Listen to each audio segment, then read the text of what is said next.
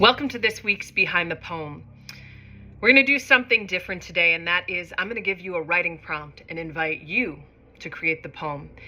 The prompt came to me this morning when I was in Shavasana, the final pose in yoga class, and out of nowhere this memory flooded me from childhood. I was at the Museum of Science and Industry in Chicago. It was my favorite museum growing up.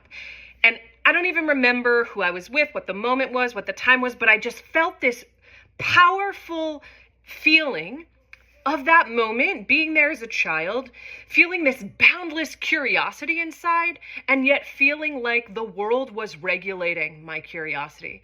Whether that was because I was still learning what was or was not deemed appropriate in public, or the adults I was with. I don't know if it was a field trip. I don't know if it was for fun. I just felt, here I am in the Space Center section of this science museum, and I am bursting with curiosity, and yet I'm living in a world that's telling me to tamper it somehow. And so I came up with this prompt, and I hope it helps unlock and flood some good things for you. Here we go. Step 1.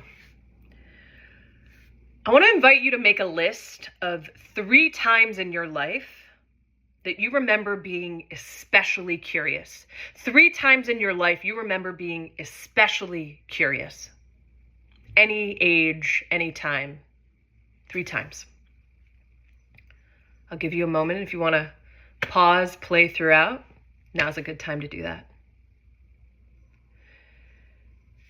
And then once you've written down those 3 things, I want to invite you now to make a list of 3 to 5 people, places, or things that make you feel tethered or held.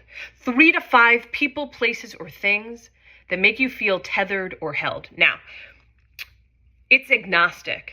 And what I mean by that is, it doesn't matter whether or not the thing that had you tethered or held feels like a good, supportive holding and tethering or a challenging one. There's no energy charge to it. You decide. Just whatever comes to you first when I say 3 to 5 people, places, or things that have helped you feel, made you feel tethered and or held. So take some time to do that. And then lastly, I want to invite you to make a list of 3 to 5 times in your life you felt especially uninhibited and free. 3 to 5 times in your life that you felt especially uninhibited and free. Now, any age, any moment, and you know yourself best, right? Maybe you're just like writing a word or a phrase, whatever you need, but quick list, 3 to 5 times. And when you've got that, I want you to look back at the 3 different lists and circle 1 item from each list. 1 item from each list. Okay. When you've got that circled, now I want you to take a look at each of those 3 items and ask a question you have for each of the items you've circled. Write down a question, 3 different questions, 1 for each item in each of those categories that you circled. So you should have 3 questions you have, 1 for each of those items.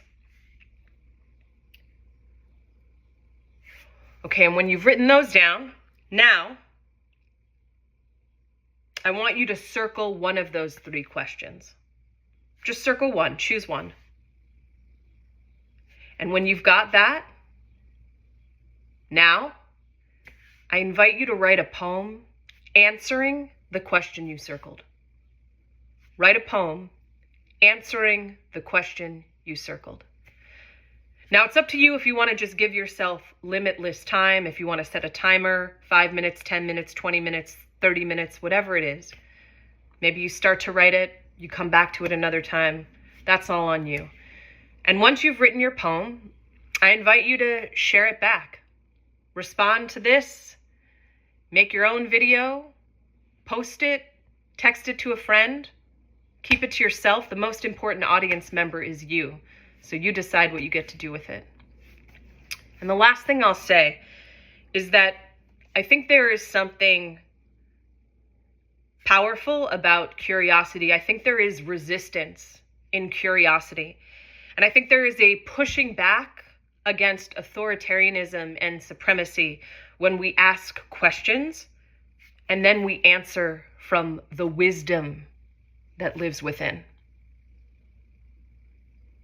Take care.